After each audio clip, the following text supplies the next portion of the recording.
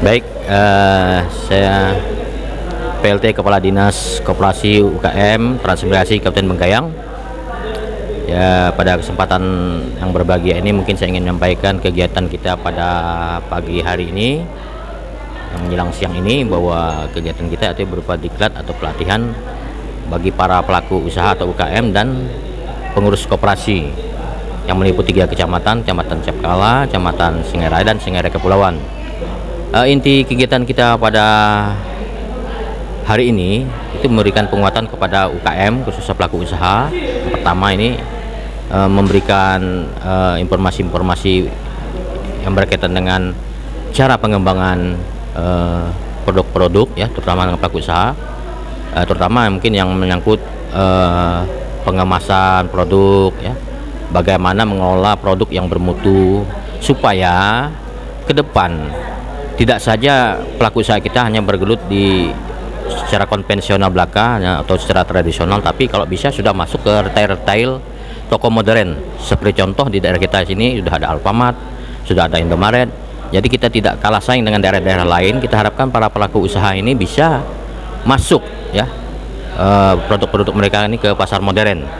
Nah, itu yang berkaitan dengan pelaku usaha atau UKM. Kemudian kita juga memberikan informasi-informasi penting dengan bagi para pengurus koperasi yang pada hari ini kita undang juga pelaku usaha juga dengan para pengurus koperasi.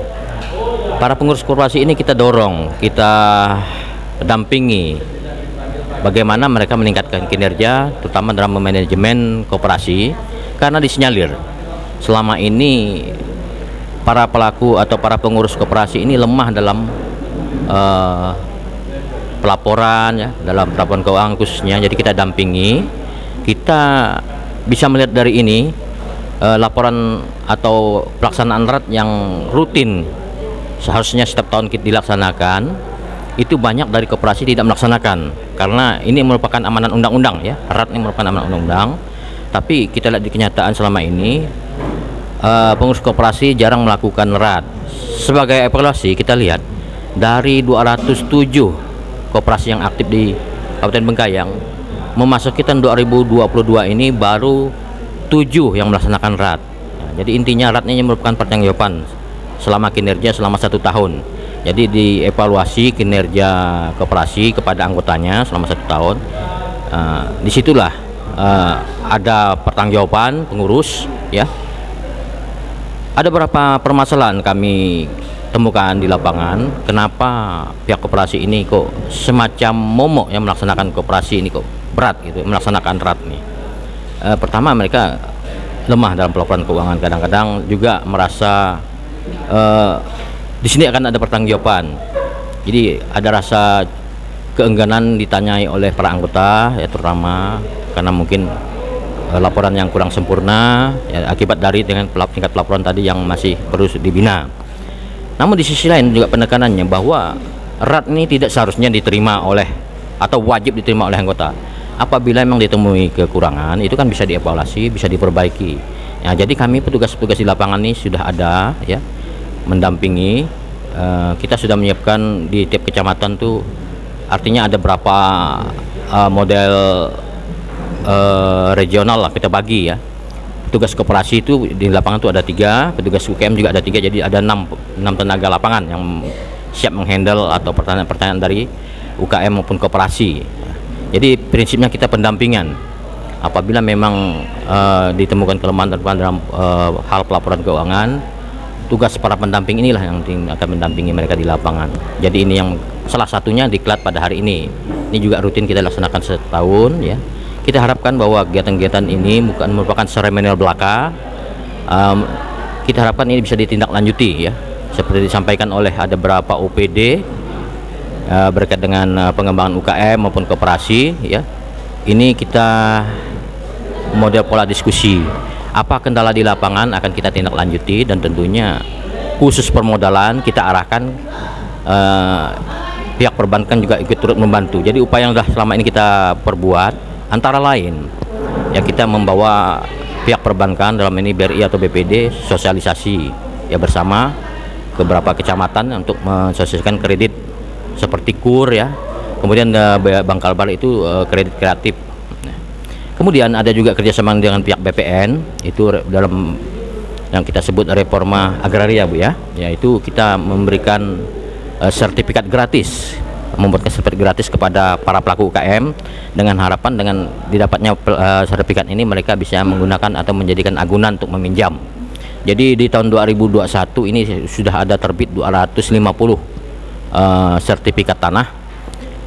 Yang selanjutnya di tahun berikutnya di 2022 ini kita juga masih akan menyurati, meminta kepada warga ya, dalam hal ini kita menyurati camat menginventarisir warganya yang khususnya dalam ini pelaku UKM supaya mendaftarkan diri untuk ikut program ini. Jadi intinya dengan adanya sertifikat ini akan membantu memudahkan mereka dalam hal permodalan. Saya kira ini yang berkaitan dengan kita upaya kita.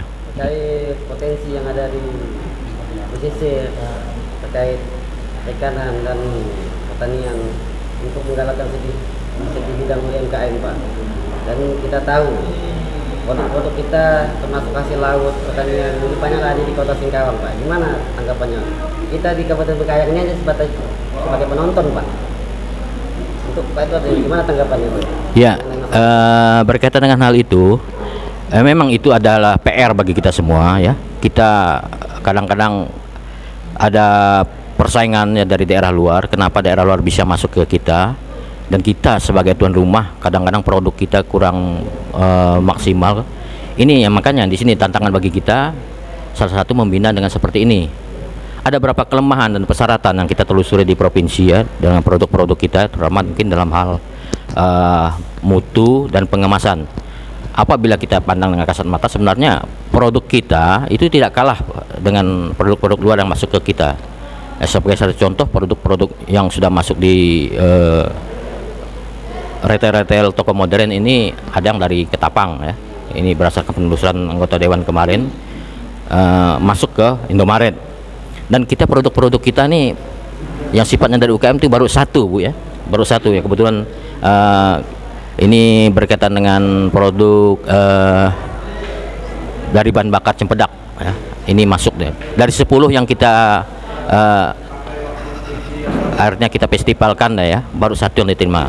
Jadi ada beberapa kelemahan sebenarnya mungkin yang daerah yang mungkin masih perlu kita benahi, terutama mungkin berkaitan dengan mutu produk dan beberapa alasan-alasan lain berkaitan dengan perizinan, Bu ya. Perizinannya itu yang mungkin perlu dipenuhi, dan sertifikasi halal juga mungkin perlu ditingkatkan karena ada beberapa juga produk-produk kita belum mendapat sertifikasi halal. Itu yang menyebabkan persaingan kita kadang-kadang kalah dengan daerah luar. Ya. Jadi Bengkayang itu terdiri dari 3 zona ya, zona pesisir, kemudian zona kota dan zona perbatasan. Untuk zona pesisir khususnya pada saat kita melaksanakan kegiatan ini yaitu di Desa Karimunting ini merupakan zona pesisir di mana banyak sekali hasil laut ya, hasil perikanan yang potensial sekali sebenarnya untuk dikembangkan seperti pala ya, manisan pala, kemudian teri ya, teri kering, kemudian dari produk-produk lain seperti amplang seperti itu kan. Cuma emang betul miris sekali produk kita ini kalah saing dengan produk dari luar. Dan itu inilah PR kami yang akan kami pecahkan bersama.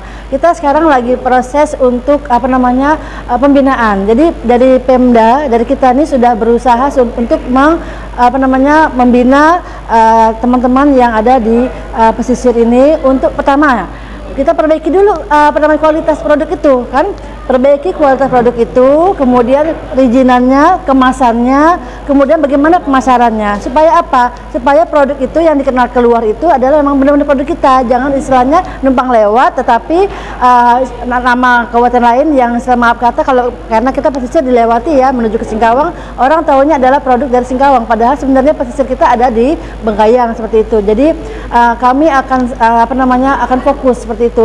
Kemarin kami sudah bekerja sama dengan Indomarko ya.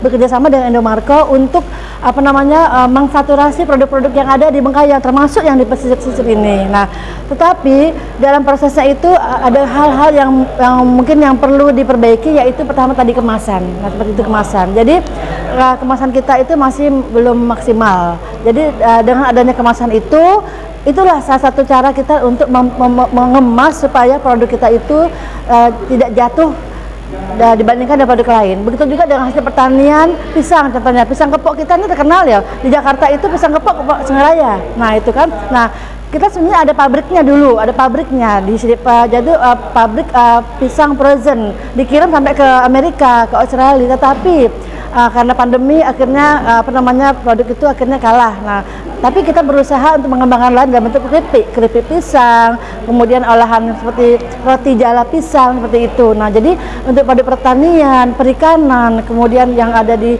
perkebunan, contohnya sekarang pala kan. Pala itu kan sebenarnya bukannya tidak dikenal, tetapi karena mereka jualnya itu langsung habis. Jadi begitu mereka jual, mereka buat habis di antara pembeli yang ada di situ. Apalagi sekarang kan Pulau Lemukutan kan lagi giat-giatnya promosi ya. Jadi para pengrajin pala itu tidak sempat dijual keluar, tapi sudah habis di lokasi seperti itu.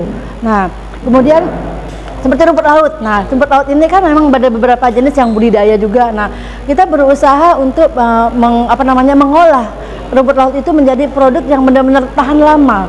Karena orang tahunya rumput laut kering, jadi mereka jual dalam bentuk kering. Tetapi kita berusaha sekarang mencoba inovasi-inovasi. Bagaimana sih sebenarnya supaya rumput laut itu bisa dijual dalam keadaan manisan. Manisan itu manisan kering dan manisan basah, seperti itu, dengan kemasan yang menarik. Jadi upaya-upaya itu untuk meningkatkan supaya daerah pesisir ini yang kaya akan sumber daya alam berupa perikanan tetap akan kita naikkan. Nah, jadi prosesnya perlu waktu. Mudah-mudahan berpijak pada hari ini dengan pelatihan hari ini, pelaku-pelaku UMKM yang kebetulan juga saya lihat di daftar itu memang rata-rata kuliner ya, kuliner. Jadi mereka berusaha untuk kita berusaha untuk menguatkan dalam hal-hal yang tadi sudah disampaikan oleh Bapak Kepala Dinas tentang berbagai materi-materi yang akan disampaikan seperti itu. Jadi ini akan terus berlanjut, tidak akan berhenti sampai di sini saja pembinaan itu. Terima kasih Bu.